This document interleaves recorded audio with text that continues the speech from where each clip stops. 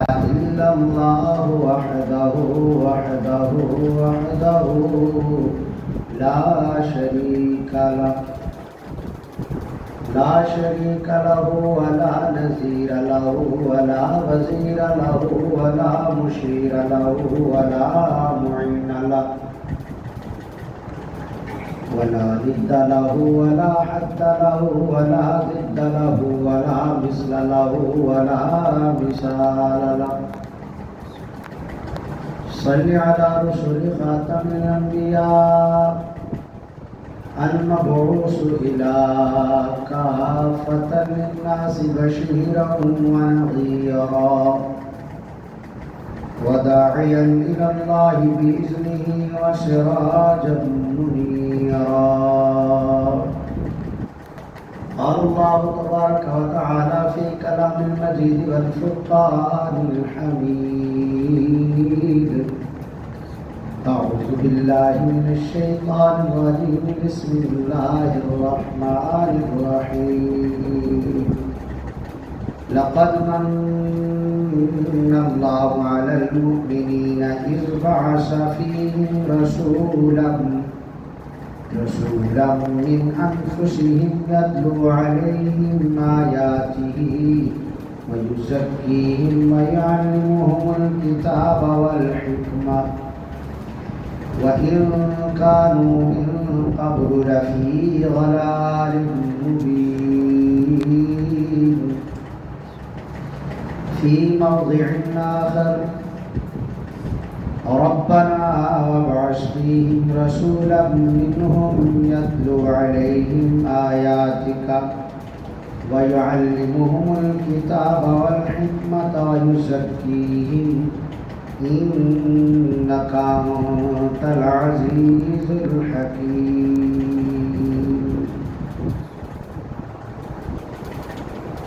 صدق الله العظيم. قال النبي صلى الله تعالى عليه وآله وسلم: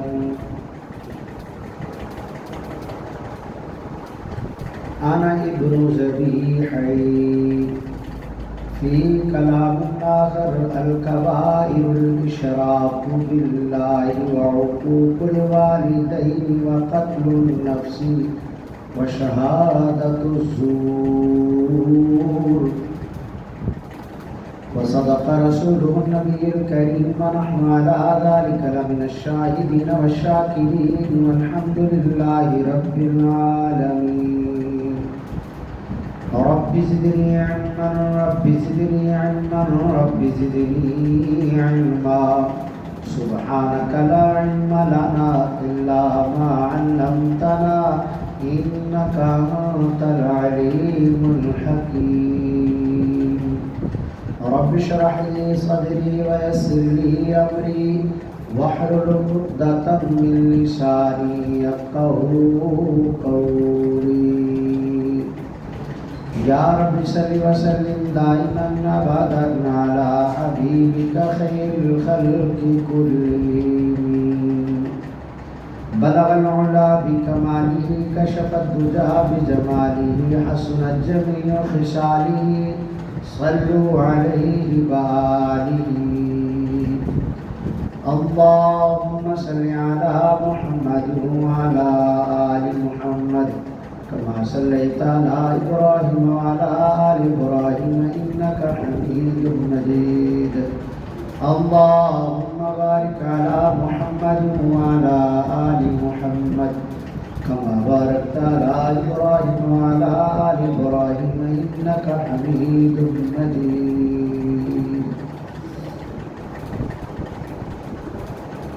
ہر قسم کی حمد و ثنا اللہ وحدہ لا شریک کے لیے ہے، جو خالق کائنات ہے، خالق ارض و سما ہے.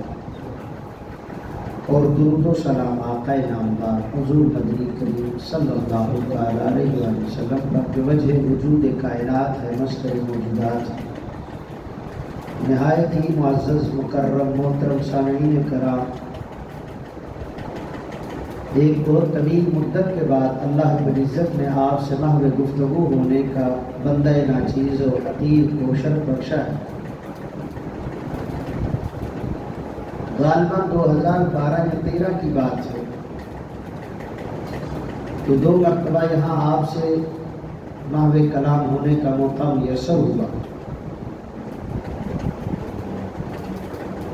مخدوم و مکرم محترم حضرت مولانا قاری ارشد صاحب دامت برکاتہ العالیہ، ان کی محبتوں نے پرخلوص دعوت میں پھر آپ سے محو گفتگو ہونے کا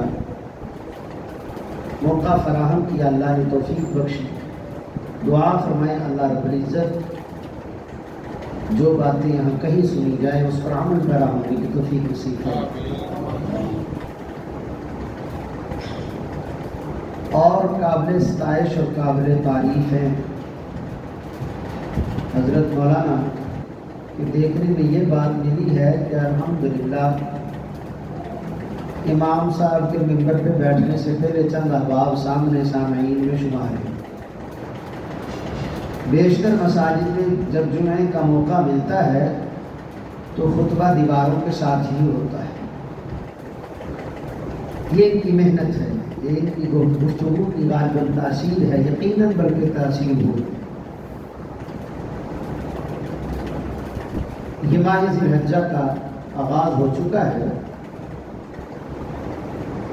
اور تقریباً تمام ہی ممبروں پر حضرت ابراہیم علیہ السلام کی قربانیاں، ان کی توحید پرستی اور حضرت اسماعیل علیہ السلام کی قربانیاں اور ان کی استقامت کی بات ہو رہی ہے۔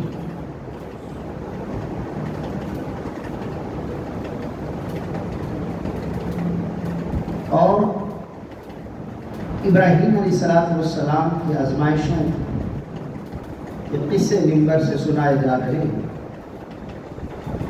یہ بات تو طے شدہ ہے کہ روح زمین پہ بسنے والا کوئی بھی بشر غم سے آزاد نہیں۔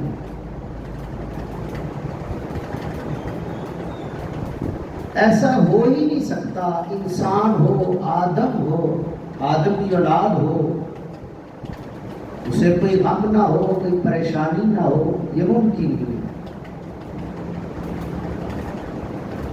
اور پھر اس دھرتی پر جب اللہ کی پسندیدہ ترین، منتخب ترین، عظیم ترین ہستیاں، جلیل القدر ہستیاں، انبیاء آزمائے گئے، تو یہ کیسے ممکن ہو سکتا ہے کہ ہم آزمائش کے راستے سے نہ گزر پائیں؟ مولانا جلال الدین رومی رحمۃ اللہ علیہ مثنوی شریف میں فرماتے ہیں، دری دنیا کسے بے غم نہ باشد مگر باشد بنی آدم نہ باشد۔ اس جہاں میں کوئی بے غم نہیں ہے، جو بے غم ہے وہی بنی آدم نہیں۔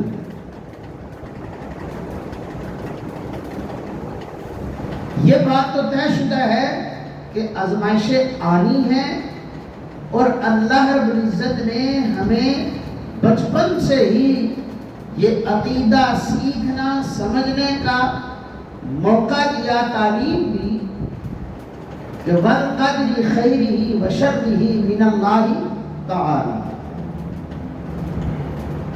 بھلی ہے یا بری قسمت ہے، ہر دو صورتوں میں وہ اللہ ہی کی طرف سے ہے اور بندے کے ساتھ یہ ہو کر رہنا ہے۔ سورہ بقرہ میں اللہ نے پہلے ہی بتا دیا، قرآن مبین کے اندر وَلَنَبْلُوَنَّكُمْ بِشَيْءٍ مِّنَ الْخَوْفِ وَالْجُوعِ وَنَقْصٍ مِّنَ الْأَمْوَالِ وَالْأَنفُسِ وَالثَّمَرَاتِ وَبَشِّرِ الصَّابِرِينَ۔ یہ آیت تو الحمدللہ علماء طبقہ بخوبی سمجھتا ہے، لیکن میری حیرت کی انتہا نہ رہی تب جب فلسطین کے اندر ایک معصوم بچے کو جس کی عمر غالباً 9 سے 10 سال ہوگی، اپنے گھر کے ملبے کے ڈھیر پر بیٹھا ہوا ہے، سامنے والدین کی اور اپنے بہن بھائیوں کی لاشیں پڑی ہوئی ہیں، اور وہ وہاں بیٹھ کر کے بڑی ہی خوبصورت آواز میں، پرتاثیر آواز میں انہی آیات کی تلاوت کر رہا ہے، تو میں حیرت کے سمندروں میں غرق ہو رہا ہوں کہ اللہ اس معصوم بچے کو کتنی سمجھ ہے ان آیات کی، کتنا اس کا اس آیت پر عمل ہے کہ سارے خاندان کو اجڑا ہوا دیکھ کر اللہ کے پیغام کو نہیں بھول رہا. اور الحمدللہ ہمارا جو معاشرہ ہے یہاں پہ تجوید بھی ٹھیک نہیں ہے ہماری قرآن ناظرہ پڑھنے کی، اور وہ سمجھ رہے روح کو آئی کہ یہ اللہ تو نے وعدہ کیا تھا کہ ہمیں آزمائے گا 5 باتوں میں، ان کی کوئی بھی صورت ہو سکتی ہے، تو البتہ آزما رہا ہے. ہم صبر کا مظاہرہ کر رہے ہیں اور تجھ سے صبر کی توفیق بھی مانگ رہے ہیں. آزمائشوں میں گرے ہوئے سارے ہی، لیکن آزمائشوں کے اندر اللہ رب العزت نے ہمیں صبر کا پیغام دیا ہے، نہ کہ چیخنے کا، چلانے کا، ویلا کرنے کا، سینہ کو بھی کرنے کا تو نہیں کہا، ماتم و گریہ ظاہر کرنے کو نہیں کہا. ہرگز یہ نہیں کہا کہ جاؤ زمانے کے سامنے دکھڑے سناؤ اور دنیا کے سامنے ویلا کر کے دکھاؤ اور شاعر اور گداگر بن کے اپنی قسم کرسی کا اظہار فرماؤ. ایسا اللہ نے ہرگز نہیں کہا. آزمائشیں تم پر آنی ہے، وَاسْتَعِینُوا بِالصَّبْرِ وَالصَّلَاةِ. ایمان والا ہے نا تو پھر اپنے دکھڑے مجھے سنا، پہلے صبر آزما، پھر نماز کی ادائیگی فرما، میرے سامنے جبین نیاز کو جھکا، میری رحمت کو آزما. پھر اللہ رب العزت نے ایسا نہیں کہ یہ آزمائشوں کو سمجھایا نہ ہو، آزمائشیں سمجھانے کے لیے انبیاء کے واقعات سنا. آزمائشوں کے اندر صبر کیسے کرنا ہے صبر ایوب بتایا. آزمائشوں کے اندر آپ نے حالات کا مقابلہ کرتے ہوئے اپنے عقیدے پر پختہ کیسے رہنا ہے میرے خلیل کو دیکھو. اگر قربان ہونے کا موقع آ جائے تو میرے اسماعیل کو دیکھو. اگر آپ دعوت و تبلیغ کے راستے پر چل رہے ہیں تو کن آزمائشوں کا آپ کو سامنا ہونا ہے میرے روح کو دیکھو. انبیاء کے واقعات کہیں اجمالی کبھی مفصلاً تفصیل سے ذکر کر کے امت کو سمجھایا. کاش اللہ ہمیں قرآن سمجھنے کی توفیق نصیب فرما دے. کہیں آمین. ہم نے نہ تو قرآن کو سمجھنے کا ارادہ کرنا ہے، اور اگر کہیں مولانا صاحب منبر پر بیٹھ جائے سمجھانے کے لیے تو وہ بزورنا ہے یا نیند کرنی ہے. شوق، ذوق، تڑپ، لگن ہم میں موجود ہی نہیں. صحابہ اکرام شوق اور ذوق کے ساتھ باقاعدہ صحبتیں لگا کر، محافل لگا کر کے اللہ کی توحید کے تذکرے فرمایا کرتے تھے.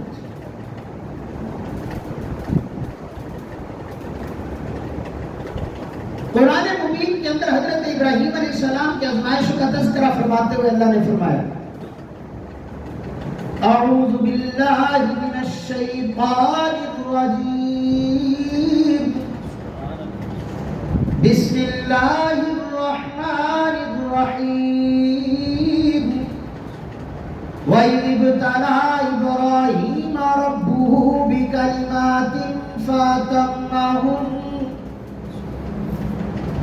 دنیا والوں میرا بڑا ہی پیارا خلیل تھا، نبیوں میں بڑا ہی جلیل تھا، بڑا ہی عظیم اور کریم اور رحیم بھی تھا. میں اعلان کرتا ہوں وہ صدیق بھی تھا. ابراہیم جو نبیوں میں بڑا سچا نبی، جو انسانیت کا فخر تھا، وہ ابراہیم جو جد الانبیاء تھا، وہ ابراہیم جو ابو الانبیاء تھا. میں نے اس کی بھی آزمائشیں کی تھی، میں نے اس کو بھی آزمائش کے مراحل سے گزارا تھا. ابراہیم علیہ السلام جب میری توحید کی بنیادی چار دانگے عالم میں فرمانے لگے تو اس وقت میں ابراہیم علیہ السلام کے سامنے ان کے والدین کی محبت آ گئی، باپ کی محبت آ گئی۔ ابراہیم علیہ السلام نے توحید پرستی کے اندر میری ذات کو اپنے باپ پر ترجیح دی، اپنے باپ سے دوری تو اختیار کر لی، لیکن میری توحید کی جدائی اس سے برداشت نہ ہوئی، میری قربت کی مجھ سے وفا میں بے وفائی اسے برداشت نہ ہوئی، اپنے گھر کو بھی چھوڑ دیا، جلا وطن ہو گیا، ملک بدر ہو گیا، شہر بدر بھی ہو گیا، نمرود سے بھی ٹکرا گیا، آگ میں اتر پڑا، اور پھر میری ہی صرف توحید کا اعلان آگ میں جاتے ہوئے بھی کیا، آگ میں رہتے ہوئے بھی کیا،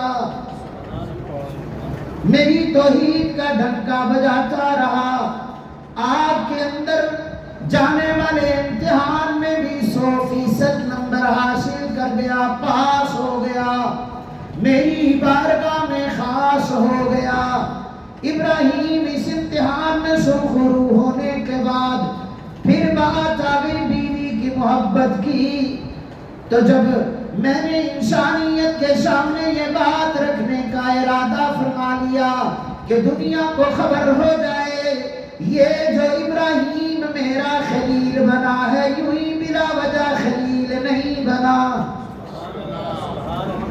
خلیل اسے کہتے ہیں کہ جس کی دل میں محبت اس کے سوا کسی اور کی نہ ہو۔ ابراہیم اللہ کا خلیل، رب جلیل کا خلیل، ابراہیم اللہ کا محبوب اور ابراہیم کو اللہ محبوب، لہذا اللہ نے حکم دے دیا، دنیا کو بتانا چاہتا ہوں وہ جو میری نافرمانی بیگم کی محبت میں کرتے ہیں، ابراہیم بتا ذرا اس آزمائش میں کیسے پورا اترنا ہے، جو بیوی کی محبت میں، بیوی کے عشق میں آ کر کے یہ بھول جاتے ہیں کہ ہم نے اللہ سے بھی محبت کا دعویٰ کیا ہے، اپنے ماں باپ کی محبت میں بھول جاتے ہیں کہ ہم نے اللہ سے بھی کسی بات کا وعدہ کیا ہے، الست بربکم کے عہد ہم نے گردانے ہیں، یہ بھول جاتے ہیں۔ اے ابراہیم آج بتا تو صحیح نا، چل اپنی بیگم کو لے اور کہاں لے جا جہاں میں کہتا ہوں بے آب ہو گیا، وادی میں سگلاخ، وادی میں خشک پہاڑوں میں، جہاں دور دور دور تک کہیں میلوں تک بوند پانی بھی میسر نہیں، جہاں دور دور تک سبزہ ہریالی بالکل دکھائی نہیں دیتی، جانا لے جا وہاں پہ، اور ساتھ اپنے یہ شیر خار بیٹے کو بھی دودھ پیتے بچے کو بھی ساتھ لے جا۔ حضرت ابراہیم علیہ السلام حکم کی تعمیل فرماتے ہوئے اپنی اہلیہ اماں ہاجرہ کو وہاں چھوڑ آتے ہیں اور بیت اللہ کے سائے میں چھوڑ آتے ہیں، کوئی زبان پر لفظ نہیں لاتے، کلام نہیں فرماتے، انگشت کا بھی اشارہ نہیں فرماتے کہ میں اللہ کی مرضی پر چھوڑ رہا ہوں، کیونکہ اللہ کا آرڈر یہی ہے کہ کوئی حوصلے اور تسلی کی بھی بیگم سے بات نہیں کرنی۔ حضرت ابراہیم علیہ السلام اس امتحان میں بھی 100/100 نمبر لے گئے، 100% کامیابی حاصل کر گئے۔ پھر اللہ نے فرمایا اب دنیا کو بتانا چاہتا ہوں، دکھانا چاہتا ہوں وہ جو اپنی اولاد کی خاطر دوسروں کے پیٹ پھاڑ دیتے ہیں، وہ جو اپنی اولاد کی خاطر دوسروں کی حق تلفیاں کرتے ہیں، ذرا ان کو بھی بتا دے کہ جب بات اللہ کے آرڈر کی آ جائے، اللہ کے حکم کی آ جائے تو پھر ساری چیزوں کو بالائے طاق رکھ کر کے اللہ کے حکم کو، حکم ایزدی کو مقدم سمجھنا ہے۔ حضرت ابراہیم علیہ السلام آرام فرما رہے ہیں، خواب میں منام میں نیند میں دیکھا کہ اللہ رب العزت نے حکم دے دیا ہے میرے ابراہیم میرے لیے قربانی دے۔ ابراہیم علیہ السلام بیدار ہوتے ہیں اور 100 اونٹ خریدتے ہیں، ذبح کرتے ہیں، تقسیم کر دیتے ہیں، اگلا روز ہوتا ہے پھر خواب میں اشارہ ملتا ہے، اے میرے ابراہیم میری ذات کے لیے قربانی کرنا۔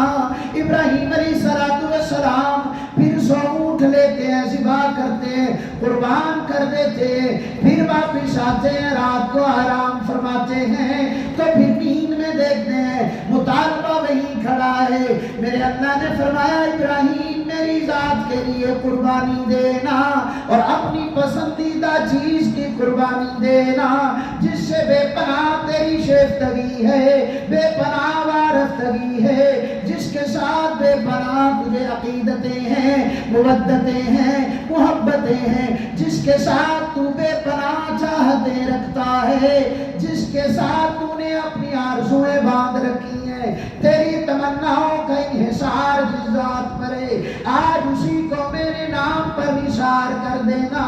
ابراہیم علیہ السلام سمجھ گئے میرا اللہ مجھ سے کیا چاہتا ہے، صبح بیدار ہوئے اور سیدھا اپنے اسماعیل کے پاس گئے۔ اے اسماعیل جی اللہ کے خلیل بتائیے فرمائیے، کہا انی ارا فی المنام انی اذبحک فانظر ماذا تری۔ یا بنیا انی ارا فی المنام، اے میرے پیارے فرزند عقلمند سعادت مند خیرت مند میرے دل بند میرے فرزند بتا تو صحیح نا تو کیا چاہتا ہے؟ میں نے منام میں نیند میں خواب میں دیکھا ہے کہ میرا ہاتھ گردن تیری ہے، چھری میرے ہاتھ میں ہے، معصوم شارگ تیری ہے، آرڈر اللہ کا ہے اور میں تیری گردن پر چھری پھیر رہا ہوں، بتا تو صحیح تیرا کیا ارادہ و پروگرام ہے؟ ابراہیم علیہ السلام نے اسماعیل علیہ السلام سے پوچھ لیا، بیٹا تیرا کیا ارادہ ہے؟ میں نے خواب دیکھا ہے، خواب میں تجھے ذبح کر رہا ہوں، اگر آج باپ کوئی مشقت کا کام کہہ دے تو اولاد سے منہ کی ہی کھائے گا انشاءاللہ۔ ایسی فرما برداری کی توقع نہیں کی جا سکتی۔ اب بات تیرا دماغ سے کھیا گیا، کیا بہت گیا، بھنگ پی لی تو نے، بیٹے کو ذبح کرے گا؟ لیکن اسماعیل علیہ السلام یہ نہیں کہتے، فرمانے لگے یا آباتی، وہ پیو نہیں کیا، اے میرے پیارے ابا جان، اے میری محبتوں کے محور میرے پدر، میں آپ سے یہی گزارش کرتا ہوں، یا آباتی فعل ما تؤمروا، آپ کو جو اللہ کی طرف سے آرڈر ملا فوراً تعمیل فرمائیے۔ میں اسماعیل بھی قال و قیل سے کام نہیں لوں گا، تعمیل کروں گا۔ اگر میرے اللہ نے چاہا تو آپ صبر کرنے والوں کی صف اول میں مجھے پائیں گے۔ شیطان کو پتا چل گیا باپ بیٹے کا پروگرام بن چکا ہے، باغم باغ ایک کوڑے شہر کی صورت میں جا کر کے کمزور مقام پر حملہ آور ہوتا ہے، اما ہاجرہ کے پاس آ جاتا ہے، آ کر کے کہنے لگا اے ہاجرہ تجھے کچھ خبر بھی ہے یا نہیں؟ آج کیا ہونے والا ہے؟ تو ہی بتا کیا ہونے والا ہے، بتا تو صحیح اسماعیل کدھر گیا ہے؟ اپنے باپ کے ساتھ گیا ہے، کیوں باپ کے ساتھ کیوں گیا ہے؟ کہ اسے تو کسی دوست سے ملاقات کروانی ہے، اسے اپنے کسی یار بیوی سے ملوانا ہے، اس لیے لے گیا۔ نا نا نا، ایسی بات کوئی نہیں، اگر تو نے یہی سوچا تو بھول ہوئی، کسی کام کو لے کر گیا ہوگا، نہیں دوست سے ملانے گیا ہے، وہ ذبح کرنے کے لیے لے کر گیا ہے، تجھے نہیں پتا چلا۔ اس نے بغل میں چھری دبا رکھی تھی، ہاتھ میں رسی بھی تھی، اور وہ تیرے بیٹے کی انگلی پکڑ کے لے گیا، معصوم بچے کی جان لے گا۔ آج تک ایسے کیسے ہوا کہ کسی باپ نے بیٹے کو ذبح کیا ہو؟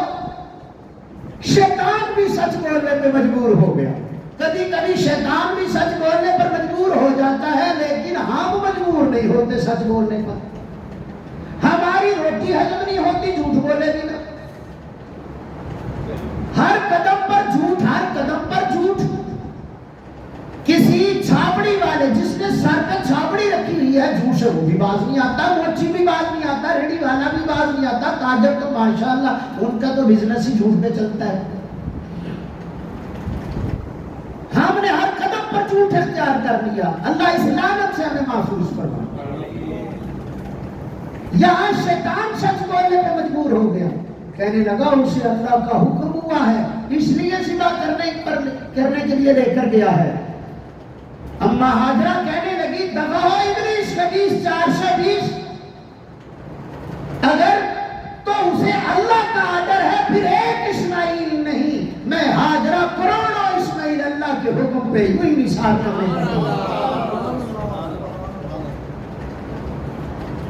اور پھر حضرت اما ہاجرہ سے جب مایوسی پتہ چلا عورت بھی بڑی استقامت والی ہوتی ہے، جب وہ توحید پرست ہوتی ہے، اللہ پر توکل اور بھروسہ کرنے والی ہوتی ہے، نیکوکار صاحب ابرار میں جب شمار ہوتی ہے، لیکن جب نیتے کی ہو کر رہ جاتی ہے تو پھر اسے رقص و سرور سے بڑھ کر کے آگے کچھ نہیں ملتا. میرے عزیز دوستو، آسیہ کی مثال ہمارے سامنے، حضرت سمیہ کی مثال سامنے، حضرت زنیرہ کی مثال سامنے. جب عورت جرت دکھاتی ہے تو کئی مردوں کی مردانیاں اس کے قدموں پہ نثار جاتی ہیں. یا ابت فعل ما تؤمر ستجدنی ان شاء اللہ من الصابرین. ابا جی آپ اپنا کام کیجئے، میرے پروردگار نے چاہا. میں اپنی قوت کی بات نہیں کرتا، اپنی ہمت کی جرأت جسارت کی بات نہیں کرتا، میں اپنے طاقتور اور بڑے ہی مضبوط دل ہونے والے کا دعویٰ نہیں کرتا. میں اللہ سے مدد و نصرت اور توکل کی امید لگا کر کے کہتا ہوں اللہ نے چاہا تو آپ مجھے صابرین میں سے پائیں گے.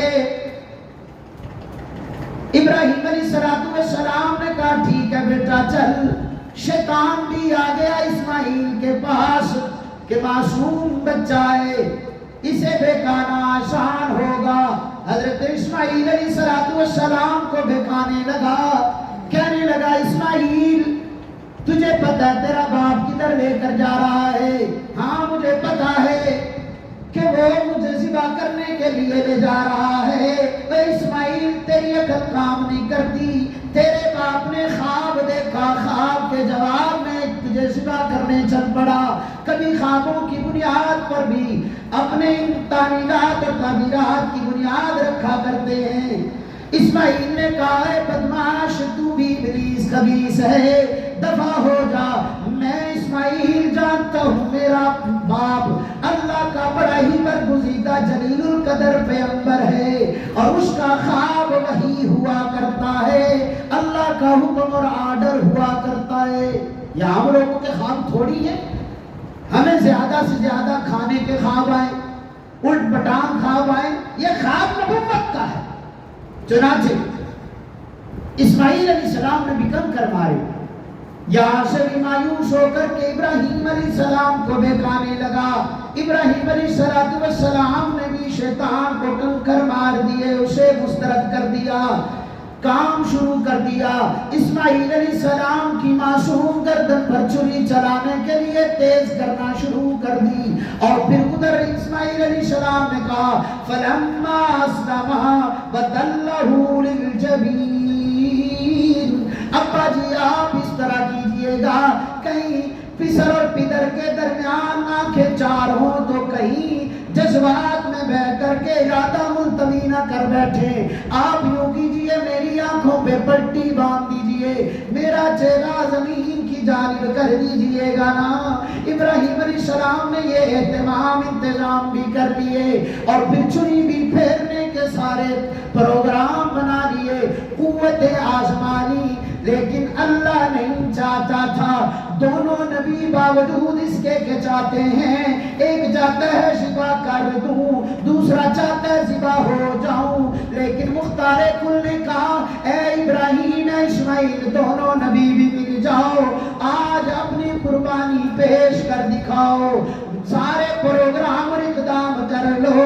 لیکن میں اللہ مختار کل دنیا کو بتانا چاہتا ہوں کہ صرف میں ہی مختار کل ہوں، سارے اختیارات صرف میرے پاس ہیں. چھری نہیں چلے گی، جاؤ چلا کر دیکھو. چھری چلی تھی، کیوں؟ دونوں نبی چاہ رہے تھے یا نہیں؟ اللہ نہیں چاہ رہا تھا. ابراہیم علیہ السلام اس امتحان میں بھی شروع ہوئے، چنانچہ چوتھا امتحان شروع ہو گیا. ابراہیم علیہ السلام سے فرمایا بیت اللہ کی تعمیر فرمائیے. وَإِذْ يَرْفَعُ إِبْرَاهِيمُ الْقَوَاعِدَ مِنَ الْإِسْمَاعِيلِ، اسماعیل علیہ السلام بھی مزدوری میں پیش ہے، آپ بھی تعمیر میں پیش ہے. ابراہیم علیہ السلام نے جھولی پھیلا لی، اللہ سارے امتحانوں میں پاس ہو گیا. اب مسجد حرام کی تعمیر شروع کر دی ہے. اب موقع ہے میں آپ سے دعائیں مانگوں، اب موقع ہے میں آپ سے اپنے ان سارے امتحانات پر انعام کا مطالبہ کروں. ماشاءاللہ یہ مسجد محمدی مسجد بھی جو پہلے میں نے 10-12 سال پہلے دیکھی تھی، الحمدللہ اب اور زیادہ شان کے ساتھ نکھر کے سامنے آئی ہوئی. یہ بھی ماشاءاللہ آپ لوگوں کی محبتیں ہیں، محنتیں ہیں، اور حضرت کی ماشاءاللہ یہ محنتیں ہیں، کاوشیں ہیں، جدوجہد ہے کہ انہوں نے مسجد کو اور نکھار دیا، خوبصورت بنا دیا. مسجد کی تعمیر میں حصہ لیں یہ ابراہیم اور اسماعیل کی سنت، اور پھر ساتھ ساتھ ان سے کسی مطالبے کی امید نہ لگائیں، اللہ سے امید لگائیں کہ اس تعمیر پر اللہ نے انعام دینا ہے. اس نے دینا ہے. اور آپ کو مولوی کیا دیں گے؟ سب سے قیمتی ترین چیز یہ آپ کو دعا دیں گے. ان کی دعائیں ہی آپ کے لیے ہر ظفریابی کی بنیاد ہے، ہر کامیابی کی پہلی سیڑھی ہے. اللہ رب العزت اس مسجد کو مزید ارتقاء نصیب فرمائے اور اس سے اور زیادہ چراغ علم و معرفت و علم و عرفان کے جلائے اور پوری دنیا میں ہدایت کے سامان پیدا فرمائے. اللہ پاک اس مسجد کے متولیان، ان کے معاونین سب کو دن دگنی رات چگنی ترقی نصیب فرمائے. ابراہیم علیہ السلام نے سارے امتحانات میں جو دعا مانگی، میرا آج کا موضوع صرف یہ دعا آئی ہے. امتحانات جو تھے اس پر تو تفصیل سے قاری صاحب نے بات کر دی. صرف دعا.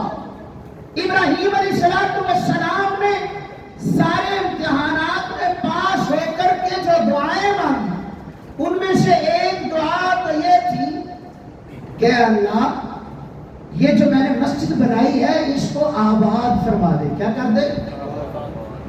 اور اس کے قرب و جوار میں رہنے والوں کو ثمرات سے نواز دے. یہ دعائیں ہو رہی ہیں. مسجد کو صرف بنانا نہیں ہوتا، اسے آباد بھی کرنا ہوتا ہے. اور مسجد کی بہترین آبادی اس کی فرش پر زمین نیاز ٹھکانے سے ہوتی ہے. نمازوں کی پابندی ہو، مسجد کو اس طرح رونق کرو کہ یہاں قرآن کی تلاوتیں ہو، سیکھنا سکھانا ہو. ابراہیم علیہ السلام نے جھولی پھیلا لی اللہ کی بارگاہ میں. اللہ جی آپ نے مسجد تو تعمیر کروا دی. اس مسجد کی تعمیر کے بعد اڑوس پڑوس میں بسنے والے جتنے بھی افراد ہوں، نمبر 1 وہ سارے کے سارے قرب و جوار میں رہنے والے میرے خاندان سے ہوں، سارے کے سارے میرے خاندان سے ہوں. اور پھر وہ امت محمدیہ ساری کی ساری میرے خاندان سے، میری نسل سے ہو.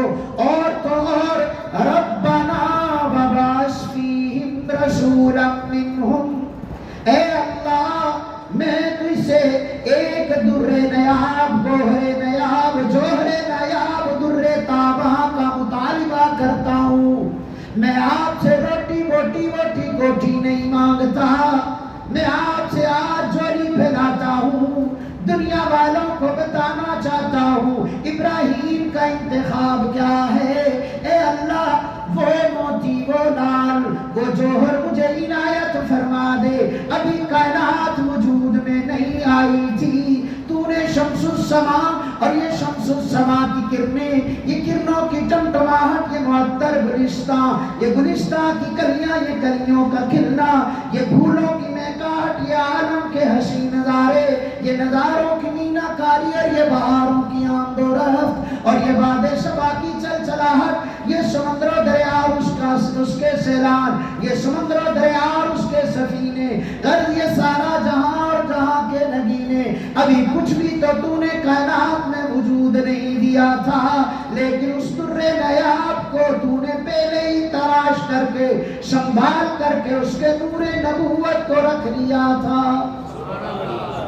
وہ در نیاب جو ساری کائنات میں سب سے پہلے تو نے تیار فرمایا، وہ در نیاب وہ موتی میری گود میں ڈال دے، جو کون ہے؟ سارے رسولوں کا رسول ہے، امام الرسل ہے، ہادی کل ہے، والی کل ہے، جو ہادی سبل ہے، وہ پیغمبر جو فخر الرسل ہے، بدر الدجا ہے، شمس الضحیٰ ہے، خیر الورا ہے، وہ جو شافی معاشر ہے، وہ جو معطر پیغمبر معظم مکرم محترم معلم ہے، جو آقا و مولا، جو ملجا و ماوا، جو بشیر و نذیر اور امام و امیر ہے، جو مقتدا و مجتبی و مرتضی و مصطفیٰ، جو خیر الورا نور الہدا ہے، وہ پیغمبر وہ در نیاب میری یاد میں مبعوث فرما دے۔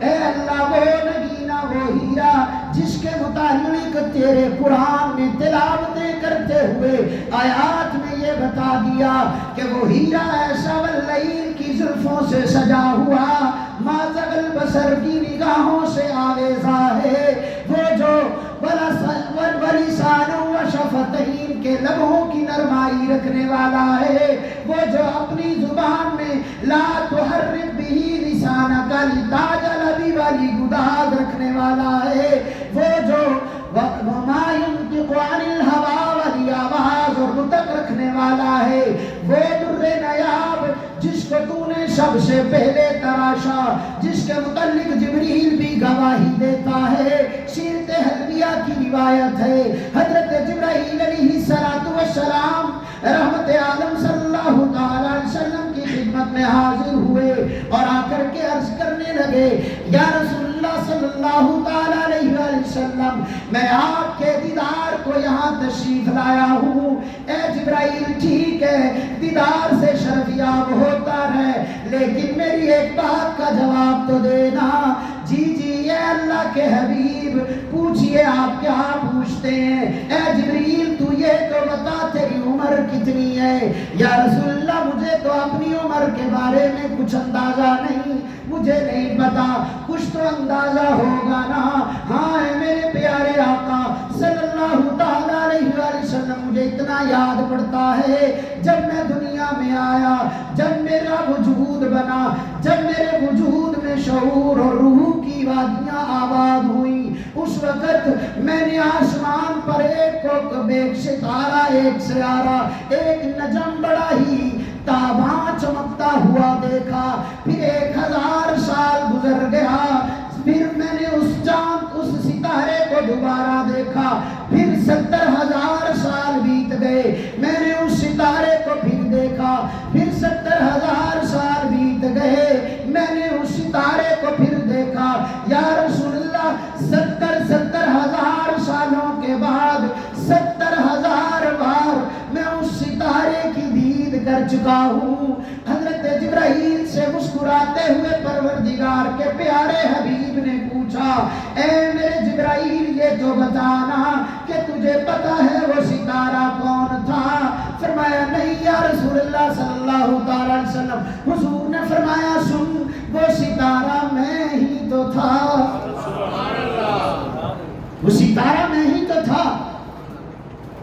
تو پتہ چلا جبرائیل علیہ السلام سے بھی پہلے جو موتی اللہ رب العزت نے بنا کے رکھا، ابراہیم نے کہا اللہ یہی میری جھولی میں ڈالو۔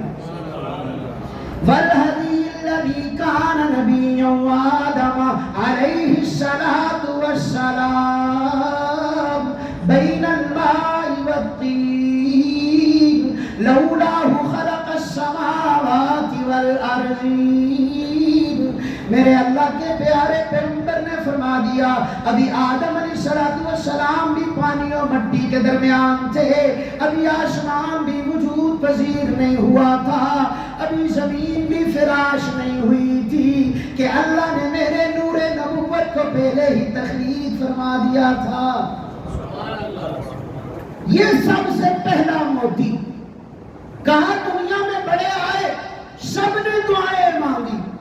میں سمجھتا ہوں سارے نبی اللہ کے بعد کائنات میں سب سے سیانے ہیں یا نہیں، اور پھر نبیوں میں سب سے زیادہ عقل مند، سب سے سیانے حضرت ابراہیم علیہ السلام اور محمد رسول اللہ صلی اللہ علیہ وسلم۔ اس لیے کہ ابراہیم علیہ السلام کو جو دعا مخصوص ملی، اس دعا میں ابراہیم علیہ السلام نے دو چیزیں مانگ لی، ایک صاحب زمزم مانگ لیا، ایک صاحب کوثر مانگ لیا، اور دونوں مانگ لی۔